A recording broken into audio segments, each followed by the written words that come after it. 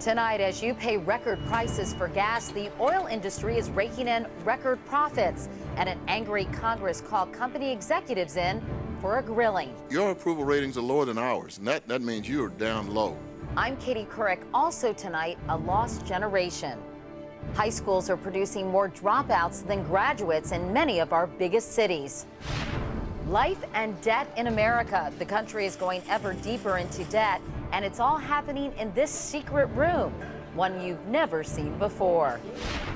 And a Tuesday night creature feature. Imagine being driven out of your home by an invasion of amorous amphibians. This is the CBS Evening News with Katie Couric. Good evening, everyone. As you know, gasoline prices are going up and up and up, and so are the profits of oil companies, yet they're continuing to collect billions in tax breaks. Well, today, Congress called big oil on the carpet. Executives of the 5 biggest oil companies, which last year earned $123 billion. Profits resulting in part from record gas prices. They're at an all-time high tonight of $3.29 a gallon. That's $1 more than we were paying as recently as December of '06. Here's Chip Reed.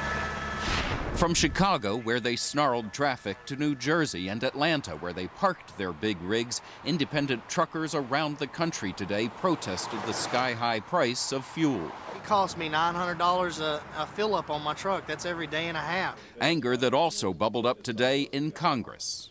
What are we giving you a tax break of $107 billion for? Where executives of the big 5 oil companies, Exxon, Chevron, ConocoPhillips, Shell, and BP, were summoned for a grilling on the soaring price of gas. Your approval ratings are lower than ours, and that means you're down low. Committee Chairman Ed Markey lashed out at ExxonMobil for spending what he says is a pittance on renewable energy. How much money are you putting into that? About $100 million investment. $100 million, but you made $40 billion last year. But it was a simple question that millions of everyday drivers would love to ask these men that seemed to catch them by surprise. With your record high profits, have you thought of lowering the price of gasoline? After an awkward pause, an aggressive defense of market economics. Lowering our prices happens in many markets based upon local supply and demand. The prices go up, the prices go down. These prices are set at the street level. And it's not their fault, they argued, that prices now only seem to go up. The real villain, they said, is the high price of crude oil, over which they have no control, and which has recently soared to more than $100 a barrel. And the reason their profits are so big, they said, is because their companies are so big. This is the 3rd time in less than 3 years that big oil executives have been hauled before Congress to be grilled about the price of gas. The other 2 times, the price continued to go up. And members of Congress concede there's no reason to believe this time will be any different. Katie? Chip Reed on Capitol Hill tonight. Thank you, Chip. On the CBS News Money Watch, stocks kicked off the second quarter of the year with a huge rally. Investors are guessing we may have seen the worst of the credit crisis. The Dow shot up nearly 400 points, the Nasdaq 83. With America facing tougher and tougher competition all around the world, there is troubling news tonight about education in this country. A new report says the number of high school dropouts has reached more than 1 million a year, 7,000 every day. That's 1 every 26 seconds. That report, called Cities in Crisis, says that in some big cities, the number dropping out of schools is much bigger than the number staying in. Here's Dean Reynolds. Please, just raise your hand. The new report paints a bleak picture. Nearly 1 in 3 American public high school students drops out before graduating. There are 3. And for the nation's minorities, it's far worse. The biggest problems are in the country's urban school districts. According to the report, in 17 of the nation's 50 largest cities, the graduation rate is lower than 50%. In Indianapolis, it's 30%. In Cleveland and Baltimore, 34%. And in Detroit, 24.9%. Only 1 out of 4 public high school students graduates. It is not just a crisis, it is a catastrophe. Colin and Alma Powell chair America's Promise Alliance, which argues that failing schools and students threaten the nation's security. Our nation is at risk, and that's pure and simple. The new report says Chicago's graduation rate is 51%. Better than the worst, but far short of what the city says is its goal. There's no acceptable dropout rate anymore. Zero is what our goal has to be. Jamone White left his Chicago school as a junior because he says it was unsafe. Now working at McDonald's, he regrets dropping out. If I had not dropped out, I'd be on my way to college right now. Having a job makes Jamone relatively lucky. The report says that for other dropouts, what often awaits them is unemployment, welfare, or prison. Dean Reynolds, CBS News, Chicago. As Dean mentioned, former Secretary of State Colin Powell chairs America's Promise Alliance. General Powell, according to your findings, there's a huge discrepancy in the dropout rate between urban and suburban schools. For example, 81% of public school students in the suburbs of Baltimore graduate, but only 35% do in that city school. Why such a tremendous gap? Well, there probably is a difference in how much investment going into the schools between an urban community and a suburban community. But another important part of this is the community structure.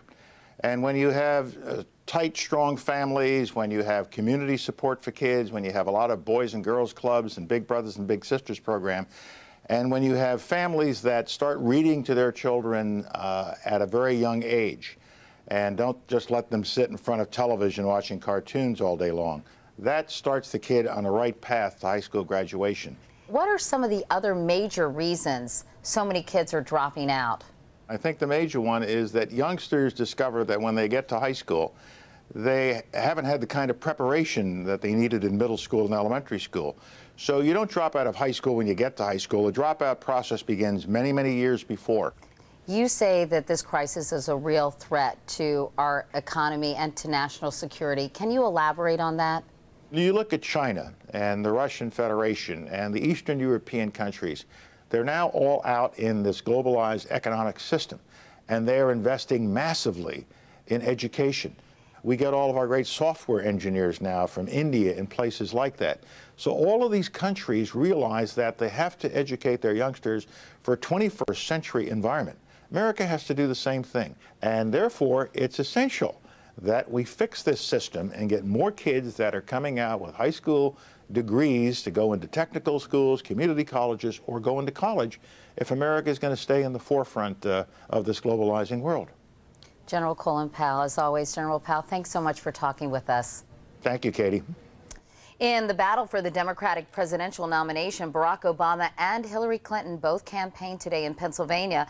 The primary is 3 weeks from today. And Jim Axelrod reports Senator Clinton is hoping to start her comeback there. In front of a union crowd in Philadelphia, Hillary Clinton dismissed calls to get out of the race by invoking the name of the city's underdog, Never Say Die hero. Well, could you imagine if Rocky Balboa had gotten halfway up those art museum stairs and said, well, I guess that's about far enough? That's not the way it works. Like Rocky, she's been bruised and bloodied in the week since CBS News detailed discrepancies between her recollections of a trip to Bosnia as First Lady. I remember landing under sniper fire. And what the video showed, a peaceful arrival. In the 5 days after, a 2-point Obama lead turned into 10. The Clinton campaign admits the story was the cause. The latest poll, however, suggests the worst might be over, with Obama's lead narrowing again.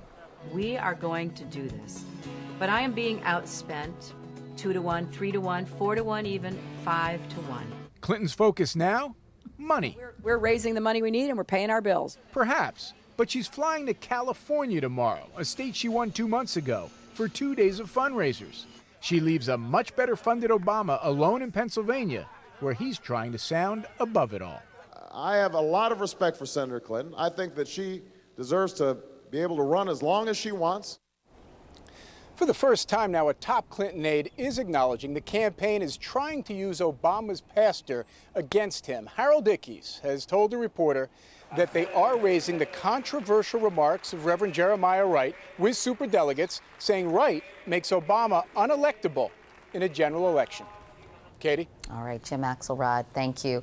Now moving to the current president, the Bush administration announced plans today to sidestep more than 30 environmental laws and regulations so it can finish a huge fence along the Mexican border. Congress gave Homeland Security the power to do that, and the department intends to build hundreds of miles of fence in California, Arizona, New Mexico, and Texas, including one section along the Rio Grande that environmentalists contend would hurt wildlife.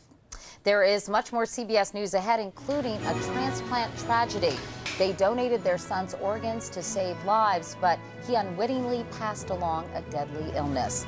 But up next, cameras have never been allowed inside this room before, and what goes on here is costing you plenty. It's time, I'm afraid, for yet another sign that the housing industry is in a slump. The government reported today that home construction fell again in February. That makes 24 straight months of declines. As the economy slows, tax revenues fall, and the country slides deeper and deeper into debt. The national debt is expected to reach $10 trillion next year, which means it will have nearly doubled this decade. From the government to corporations to you and me, we're a nation in debt. Beginning tonight, we'll look at how and why we got that way in a special series, Life and Debt in America. Here's Anthony Mason. We have a projected stop out at 3.62. This hushed computer room. Sorry, Harry, go ahead. In an undisclosed location. The bid to cover 2.34. Is the control room of the American debt machine. District 14 has one bid totaling $5 million. You're entering the auction room of the Treasury Department's Bureau of Public Debt, and this is the first time a TV camera has ever been allowed inside. What all of these people are doing is they're monitoring all the bidding that's coming in from all of the different dealers. This is where the U.S. government raises the money it needs to pay its bills. In other words, you're watching the world's biggest borrower flash its credit card. This is an awfully sedate room, but there's real money at stake here. There is real money at stake. Today we're auctioning off $13 billion of Treasury 10-year notes. Treasury notes are basically IOUs that the government pays back with interest. In this auction, that amounts to a $13 billion loan. Without that money, and a few of these auctions every week, the government would shut down. Debt is now this nation's lifeblood. So who's buying this debt? Well, a lot of people. Pension funds, mutual funds, individuals, institutions, and foreign governments compete to buy U.S. Treasuries by offering the cheapest interest rate. You're trying to get the lowest interest rate for the U.S. government. That's right. How much money passes through here every year? Approximately $4 trillion. That's nearly half of what America owes the world. Now a mind-numbing $9.3 trillion. There was a time when all the cash the United States government needed for its daily operations was kept in this Treasury Department vault across the street from the White House. But there isn't a safe in the world big enough to do that anymore because the national debt is growing $1 million a minute. It's $31,027 per American. Oklahoma Senator Tom Coburn. We have great risks that we're going to become a mediocre country that's in debt, and we're going to handcuff and put a millstone around the next two generations because we won't act like adults now. I think the concern about the national debt is what we're doing with it. Last year alone, the U.S. spent $430 billion just on interest payments. What else did they have more? Nearly as much as we spent on education. Albert Einstein called compound interest one of the great wonders of the world. It adds up really fast, and I'm not sure we fully appreciate, either on the public level or on the private level, how quickly you can get in borrowing trouble. 1 minute to go. It looks like they're going to try and take it low. The heavy bidding in the auction shows U.S. debt is still highly desirable. We've never defaulted, and we've always paid interest on time, and we've always repaid principal. But some see a day of reckoning approaching when the world loses faith in the free spending U.S. economy, when the U.S. finally sinks under the weight of its own debt. Is this the most likely scenario? No. Is it something we should be planning for? Absolutely. There'll be no more bidding in today's 10-year Treasury note security. Thank you. The Treasury's auction room is kept secret because any disruption would send shockwaves through the world financial markets. In fact, during every debt auction, 2 backup rooms in New York and West Virginia are always on standby. Katie? That debt is mind-numbing. What do you have for tomorrow night? Tomorrow, we're going to take you to the Persian Gulf to meet one of the biggest lenders to the United States as we look at how nearly half of our country's public debt is now owed to foreign investors. Anthony Mason. Anthony, thank you. When we come back, a transplant tragedy that began with the best of intentions.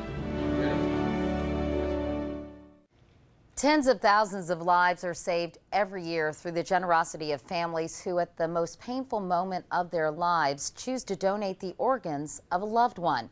That's how our next story began, with the best of intentions. But as Nancy Cordes reports, it had a very unexpected and tragic ending. He said, "Mommy, am I going to die?" And I said, "No, they're going to fix you up. It's going to be good." When 15-year-old Alex Kana died suddenly last year from what doctors thought was meningitis, his devastated parents took some solace knowing that his death would give others new life. Donating his organs was something that was really important to you. It was very important to us because ever since he was a little boy, Alex knew exactly what he wanted. Alex's liver went to a 52-year-old man, his pancreas to a 36-year-old woman. His kidneys went to 2 different men, one 46 and the other 64. But a month later, an autopsy revealed that the New York boy never had meningitis. Instead, he had a rare and fast-moving lymphoma that was now working its way through the bodies of 4 other people. The organs were removed, and the 2 kidney recipients survived with the help of chemotherapy. The liver and pancreas recipients did not. When we found out that they died, our hearts went out to them. Dr. Louis Tepperman is the director of transplantation at New York University Medical Center, where 2 of the 4 organs ended up. He co-authored an article about the case in the American Journal of Transplantation to warn other doctors. We are alerting people to the fact that if someone calls a death from bacterial meningitis and there is no bacteria, we're saying, you know what, let's back off for a little bit and reconsider if we're going to use these organs. Alex's hospital and the donor network responsible for the health of the organs won't do interviews about the case. But in a statement, the donor network urged potential donors not to allow the horrible circumstances surrounding this rare case to affect their decision to sign the donor registry. Medical privacy rules may prevent Alex's parents from ever knowing the names of the people who died. Now, they say they're speaking out to keep others from suffering a similar fate. Nancy Cordes, CBS News, Sag Harbor, New York. A really disturbing story out of Waycross, Georgia tonight. Police there say 9 third graders were plotting to handcuff their teacher, tape her mouth, hit her over the head, and possibly cut her. They say the plot was foiled when a student told authorities about it. School officials confiscated a bag containing a steak knife, handcuffs, and gloves.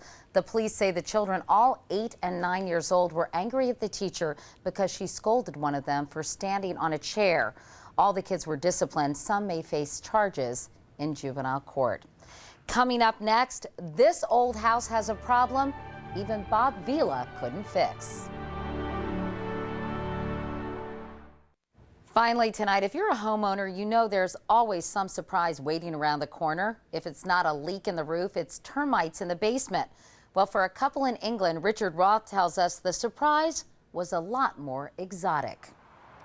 On a patch of postcard-perfect English countryside, John and Margie Histed's 300-year-old house was their dream home until last summer's floods ruined almost everything.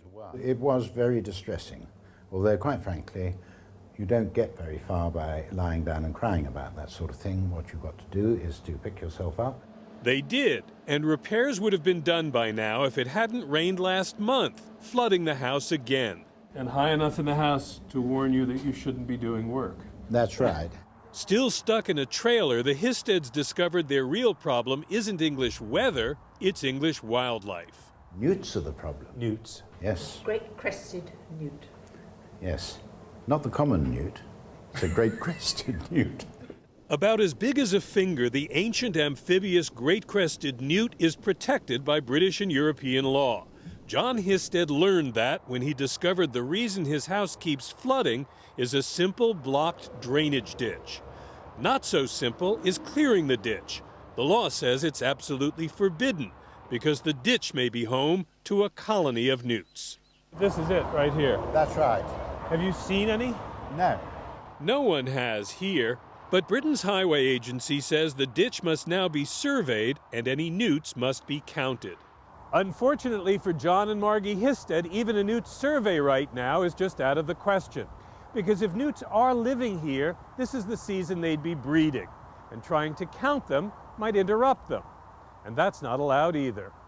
Not for another 3 months or so, which might leave little time to clear the ditch before it's flood season again. A possible newt habitat is taking precedence over a human habitat 300 years old. Does it make sense? Well, the newts were here first. Richard Roth, CBS News, Dauncey, England.